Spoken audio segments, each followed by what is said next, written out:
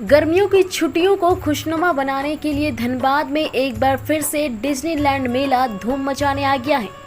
लेकिन इस बार धनबाद वासियों को कुछ खास अनुभव करने का मौका मिल रहा है।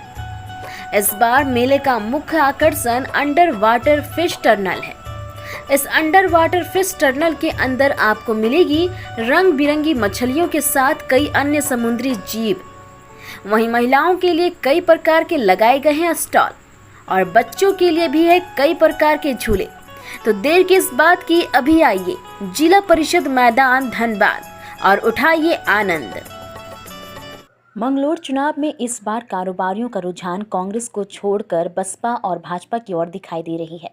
दरअसल आपको बता दें कि मंगलोर में उपचुनाव चल रहे हैं और आने वाले 10 तारीख को जनता फैसला करेगी कि इस बार मंगलोर विधानसभा से विधायक का ताज किसके सर पर सजेगा। जब हमने मंगलोर कारोबारियों से इस बारे में बात की तो उन्होंने बताया कि मंगलोर विधानसभा में बसपा और भाजपा के बीच चुनाव है। मुन्ना ज्वेलर्स ने बताया कि यह चुनाव भी बसपा प्रत्याशी मोंटी के लिए ही हो रहा है और हम बसपा प्रत्याशी को ही समर्थन करेंगे। कांग्रेस प्रत्याशी काजी निजामुद्दीन को लेकर कहा कि वह गोली देने में एक्सपर्ट हैं। जब कोई उनसे मिलने जाता है तो कांग्रेस प्रत्याशी काजी निजामुद्दीन अपने घर में मौजूद होने के बावजूद कह देते हैं कि वह राजस्थान गए हुए हैं और कांग्रेस प्रत्याशी को जिताने का कोई फायदा नहीं है। वहीं दूसरे दुकान स्वामी ने कहा कि मंगलोर में इस बार बदलाव होना चाहिए। अगर हमें मंगलोर विधानसभा में विकास कराना है तो हमें हाजी काजी को छोड़कर भाजपा प्रत्याशी को जिताना चाहिए, जिसका हमें बेनिफिट यह मिलेगा कि केंद्र और प्रदेश में भाजपा की सरकार होने से मंगलोर विधानसभा में बेहतर विकास होगा। एक और दुकान स्वामी ने कहा कि कांग्रेस प्रत्याशी काजी निजामुद्दीन को जनता से कोई सरोकार नहीं है, उनको गरीब लोगों से बदबू आती है, वह अमीर लोगों के साथ रहना पसंद करते हैं। तो क्या मंगलोर उपचुनाव में कांग्रेस प्रत्याशी काजी निजामुद्दीन का चुनाव पिछड़ रहा है? खैर, यह तो आने वाले 10 तारीख ही बताएगी कि कौन जीतेगा और कौन हारेगा।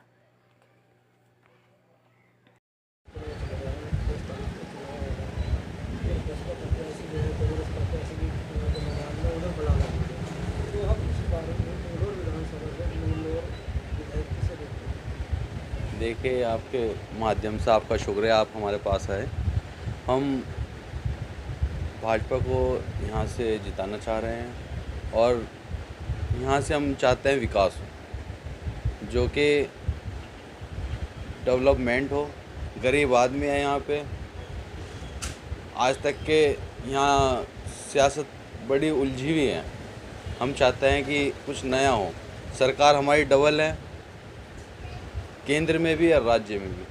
हम चाहते हैं मोदी जी और धामी जी हमारे इस मंगलौर में कुछ नया विकास करें। शिक्षा के केंद्र में हो, चाहे पार्क के, चाहे स्टेडियम के, शिक्षा कहीं भी। हम चाहेंगे, उनसे अनुरोध है कि अगर विधायक बनते हैं आप बढ़ाना जी, तो हम कुछ उनसे मांग करेंगे और वो हमारी मांगें पूरी करेंगे। जी जी। देखिए, बसपा का मैं देख रहा हूँ ग्राफ दिन पे दिन डाउन जा रहा है और काजी जी ये इनका रोना पीटना ही शुरू हो गया है कि भाजपा ऐसे कर रही है, ऐसे कर रही है। अरे अपने पहले तो कहते थे कि भाजपा कुछ नहीं है, अब कह रहा है कि भाजपा सब कुछ कर रही है। अरे एक जगह तो आदमी अपनी ज़बान पे बात करो। बाकी भाजपा है तो भाजपा देखो अपना काम कर रही है, तुम अपना काम करो। अब रोने पीटने से काम नहीं होगा। ज़रूर होगा, इंशाल्लाह कोशिश करेंगे। हम मेहनत कर रहे हैं, हम भाजपा के समर्थक हैं, हम भाजपा के दिलो जान से काम कर रहे हैं। इंशाल्लाह बहुत ज़्यादा वोट उम्मीद है कि ज़्यादा निकलेंगे। यानी कि इस बात को पूछना चाहिए तो कहा। बिल्कुल, इंशाल्लाह ज़रूर। मुन्ना सुनार कहते हैं जी। मंगलोर विधानसभा में उपचुनाव चल रहे हैं, तो मंगलोर विधानसभा की जनता इस बार किसे चुनने जा रही है? देखो, मंगलोर विधानसभा की जनता से मेरी अपनी अपील है कि नेता दोनों बुरे नहीं हैं। एक तो बाहर का है भाजपा, हम निजामुद्दीन की भी बुराई नहीं करते, लेकिन लोगों से मेरी ये अपील है, हाथ जोड़ के अपील करता हूँ कि मोंटी भाई के ही लिए इलेक्शन हुआ है जब उनके वालिद साहब का इंतकाल हुआ, वरना इलेक्शन नहीं होना था। इलेक्शन जो हो रहा है वो मोंटी के लिए हो रहा है, ना कि किसी और के लिए हो रहा है। इसमें तो किसी को कूद नहीं था। चलो, बहरहाल इलेक्शन हो रहा है।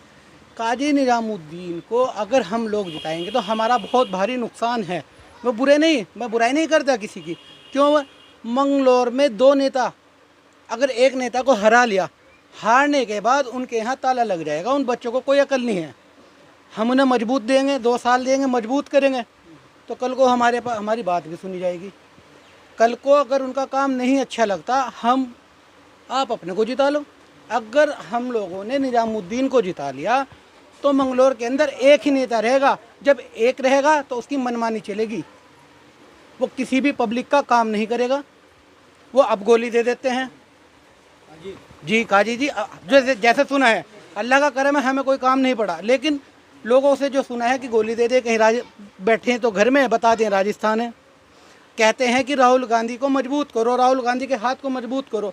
अरे भैया, तुम्हें जिता के राहुल गांधी को क्या मजबूत करेंगे? आपको अगर जिता दिया, आप तो राहुल गांधी को मजबूत करने के लिए चले जाएंगे, मंगलौर को रणवा छोड़ जाओगे।